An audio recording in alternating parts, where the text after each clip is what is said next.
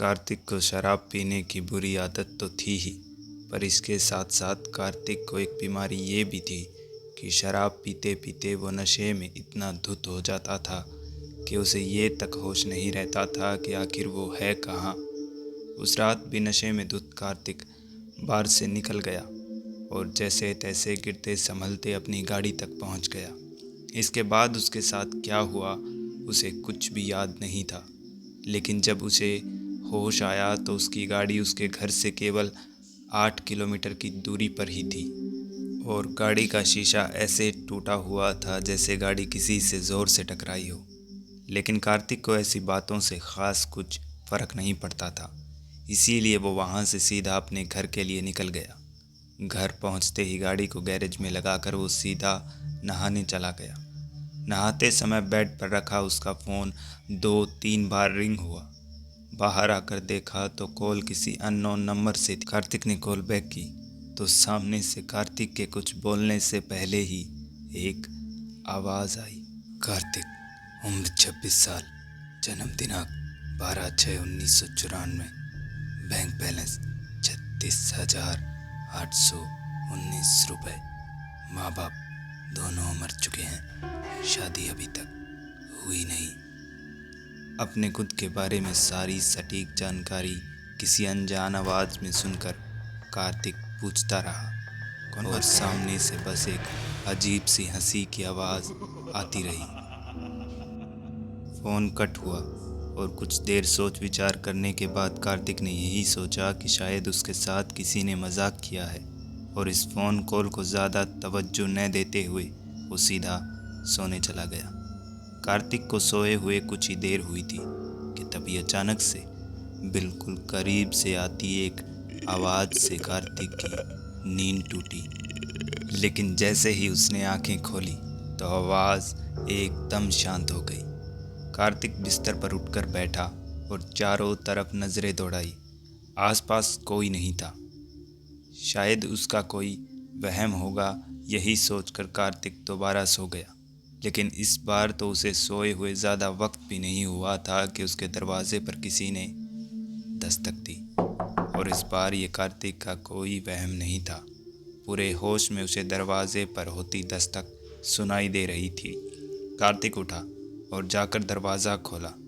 दरवाजे पर तो उसे कोई नहीं दिखा, लेकिन हाँ, घर के सामने जो सड़क थी उस सड़क के दूसरी तरफ स्ट्रीट लाइट के नीचे कंबल ओढ़े खंबे के सहारे लगकर कोई बैठा था। उसके पास रखा वो चमकता कटोरा ये जाहिर कर रहा था कि वो भिखारी है। कार्तिक ने एक अजीब से तरीके से गर्दन झटकी और फिर से अंदर आकर गेट बंद किया और गेट बंद करके पलटते के साथ ही दरवाजे पर एक बार फिर दस्तक हुई। कार्तिक ने तुरंत पलटकर दरवाज़ा खोला और खोलते ही पाया कि दरवाजे पर तो फिर से कोई नहीं था, लेकिन सामने स्ट्रीट लाइट के नीचे अब वो भिखारी कंबल ओढ़े हाथ में कटोरा लिए कार्तिक की तरफ देखता हुआ खड़ा था, ऐसे जैसे मानो वो कार्तिक से कुछ बोलना चाहता था, लेकिन कुछ बोलने की बजाय वो चुपचाप खड़ा एकाएक कार्तिक की ओर देखे जा रहा था। और इसी असमंजस को समझकर कार्तिक ने उसे आवाज़ लगाई और कार्तिक की पुकार के साथ 2 पल का सन्नाटा और फिर एक डरावनी आवाज़ में उस भिखारी ने बोलना शुरू किया। कार्तिक, उम्र 26 साल, जन्म दिनांक 12/6/1994। ये आवाज़ वही आवाज़ थी जो कार्तिक ने फ़ोन पर सुनी थी। अब ये सब कार्तिक को थोड़ा अजीब लग रहा था।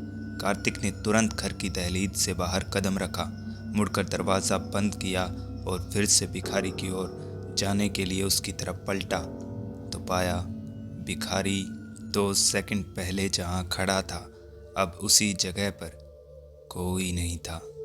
कार्तिक के मन में ये बात छप चुकी थी कि वो भिखारी भिखारी नहीं बल्कि कोई ऐसा इंसान है जो यकीनन उसे नुकसान पहुंचाना चाहता है। कार्तिक ने सोचा कि इतनी देर में वो ज़्यादा दूर नहीं गया होगा और ये सोचकर कार्तिक ने अपनी बाइक निकाली और उस भिखारी को ढूंढने के लिए घर से निकल गया और थोड़ी दूर चलने पर ही वैसे ही स्ट्रीट लाइट के नीचे कंबल ओढ़े हुए कोई बैठा कार्तिक को दिखाई दिया। कार्तिक ने सोचा कि हो ना हो ये वही भिखारी है। बाइक वहीं रोककर अपना भारी गुस्सा उस पर बरसाने के लिए कार्तिक उसकी तरफ चला तो कार्तिक को अपनी तरफ आता देख वो भिखारी अपनी जगह से खड़ा हुआ और खड़ा होने के साथ ही उसके ऊपर से कंबल फिसलकर नीचे गिर गया। और तभी कार्तिक ने गौर किया कि वो भिखारी कोई आदमी नहीं बल्कि एक औरत है। और कार्तिक को इतना तो पक्का मालूम था कि जो भिखारी उसे अपने घर के सामने दिखा था वो कोई औरत नहीं बल्कि एक आदमी था। कार्तिक ने अपनी ही जगह पर रुककर उस औरत से पूछा, क्या आपने यहाँ से किसी को भागते हुए देखा है? मैला कुचला सा उस औरत का चेहरा, थोड़ी लाल आंखें ऊपर उठी और धीमे धीमे एक हाथ उठाकर एक और इशारा किया।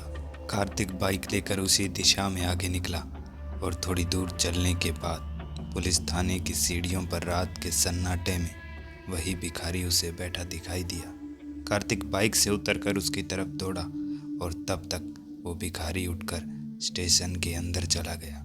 पीछे पीछे कार्तिक भी अंदर पहुंचा। अंदर चारों तरफ नजरें घुमाने के बाद भी वो भिखारी या कोई पुलिसकर्मी वहां कार्तिक को दिखाई नहीं दिया। और तब अचानक एक आवाज हुई।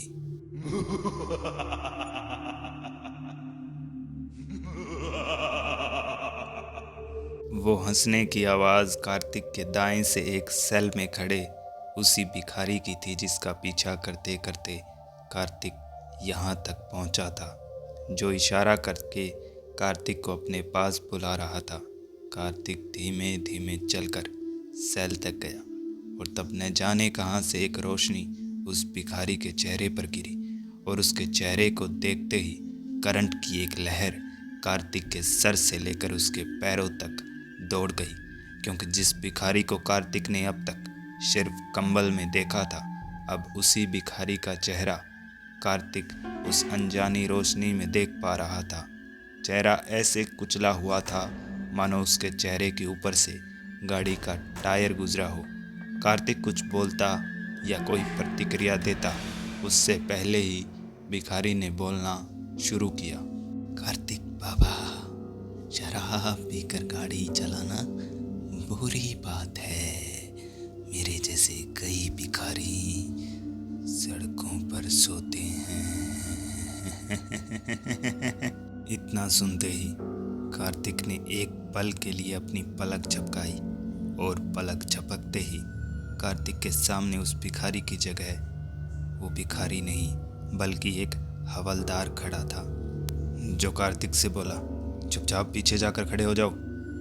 कार्तिक ने मुड़कर एक बार पीछे की ओर देखा और फिर सामने, तो उसे मालूम पड़ा कि वो सेल के बाहर नहीं बल्कि अंदर खड़ा था। मैं हूँ सैम और ये थी रेड स्केरी पॉडकास्ट में आज की कहानी।